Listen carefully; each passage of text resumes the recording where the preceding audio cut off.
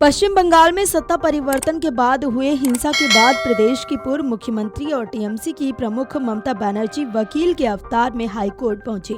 14 मई को जब काला कोट और सफेद साड़ी में ममता बनर्जी कोर्ट पहुंची तो सब उनको देखते रह गए। जरा देखिए वीडियो।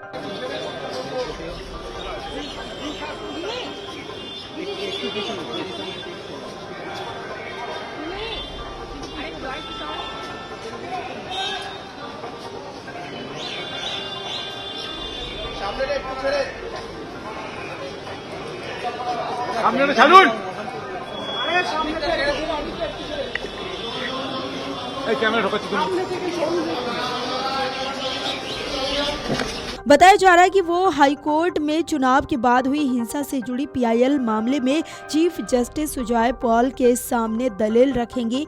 ये याचिका टीएमसी नेता और वकील कल्याण बनर्जी के बेटे शीर्षान्या बनर्जी ने दायर की थी। उम्मीद है कि ममता बनर्जी सुनवाई के दौरान कार्यवाही के कई पहलुओं पर सवाल उठाएंगी। ममता बनर्जी इससे पहले एसआईआर के मुद्दे पर सुप्रीम कोर्ट में बतौर वकील दलील पेश कर चुकी हैं। दरअसल ममता बनर्जी पश्चिम बंगाल चुनाव नतीजों के बाद से लगातार चुनाव में गड़बड़ी का आरोप लगा रही हैं। वो बीजेपी से ज्यादा चुनाव आयोग पर ठीकरा फोड़ रही है।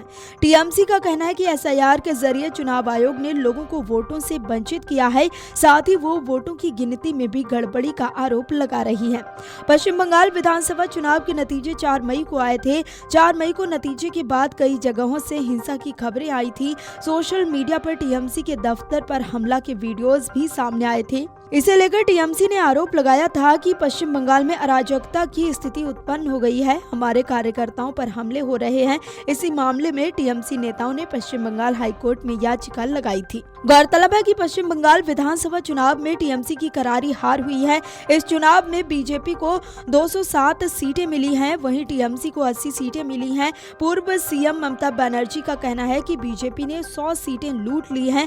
वहीं प्रचंड बहुमत के बाद पश्चिम बंगाल में 9 मई को शुभेंदु अधिकारी ने मुख्यमंत्री पद की शपथ ली है। वहीं पश्चिम बंगाल चुनाव में हार के बाद से ममता बनर्जी आक्रामक हैं। वो इस्तीफा देने भी राज्यपाल के पास नहीं गई थी। उन्होंने कहा था कि मैं हारी नहीं हूँ। 7 मई को विधानसभा का कार्यकाल खत्म हो गया था। शुभेंदु अधिकारी के सीएम बनने के बाद ममता बनर्जी ने अपना सोशल मीडिया बायो बदला था, लेकिन उसमें पूर्व सीएम नहीं लिखा। उन्होंने अपने टेन्योर के साल का जिक्र किया, साथ ही खुद को तृणमूल कांग्रेस का अध्यक्ष बताया है। ऐसे में सवाल उठता है कि ममता बनर्जी ने कानून की डिग्री कहां से ली है। दरअसल बनर्जी ने 1982 में जोगेश चंद्र विधि महाविद्यालय से कानून की डिग्री पूरी की। तब तक वो पहले से ही छात्र राजनीति में सक्रिय थी और कांग्रेस की छात्र शाखा छात्र परिषद के लिए नियमित रूप से प्रचार करती थी। वो 1983 में युवा कांग्रेस में शामिल हुई। 1 साल बाद दक्षिण दिनाजपुर के कुमारगंज में एक स्कूल के प्रधानाध्यापक की हत्या के बाद राजनीतिक तनाव बढ़ गया। जैसे जैसे विरोध प्रदर्शन तेज होते गए, वो युवा कांग्रेस में शामिल हो गई। इसके बाद ममता बनर्जी को आंदोलन का नेतृत्व करने में मदद करने का जिम्मा सौंपा गया। Video desk amarujala.com। अगर आप ये वीडियो YouTube पर देख रहे हैं तो हमारे चैनल को सब्सक्राइब कर बेल आइकन दबाएं और Facebook पर देख रहे हैं तो हमारे पेज को लाइक करें।